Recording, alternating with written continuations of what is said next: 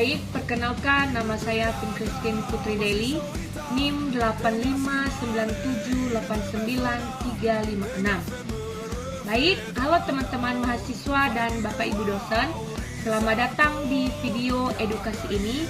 Saat ini, ujian daring semakin banyak digunakan di perguruan tinggi.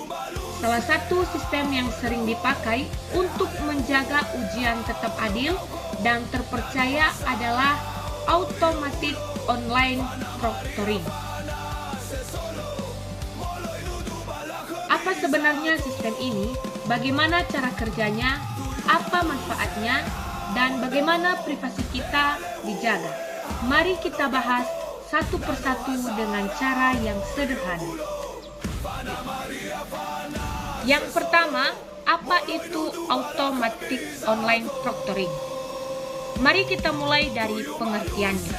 Automatic online proctoring atau pengawasan daring otomatis adalah sistem teknologi yang digunakan untuk mengawasi pelaksanaan ujian yang dilakukan secara jarak jauh.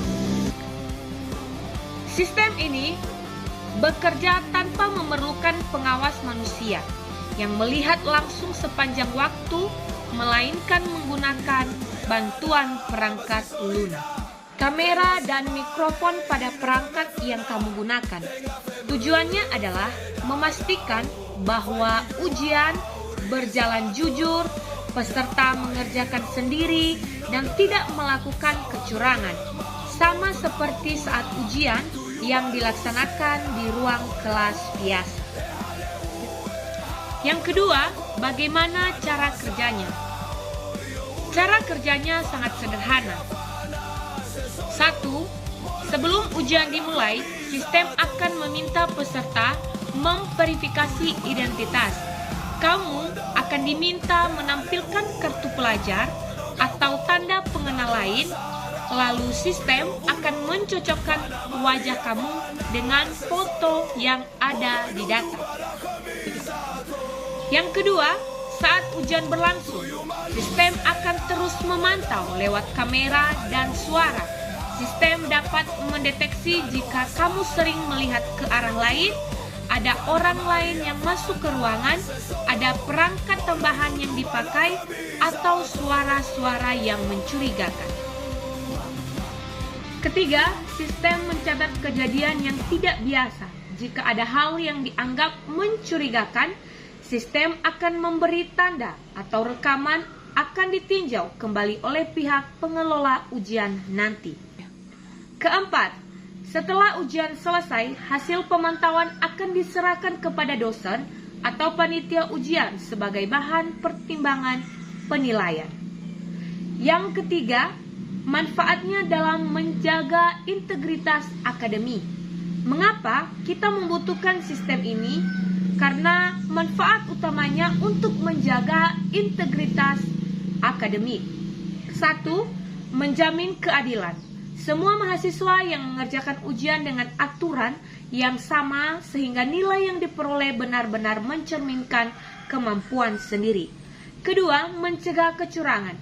Sistem membantu mengurangi praktik mencontek, bekerja sama dengan orang lain, atau menggunakan bahan yang tidak diperbolehkan saat ujian. Ketiga, meningkatkan kepercayaan.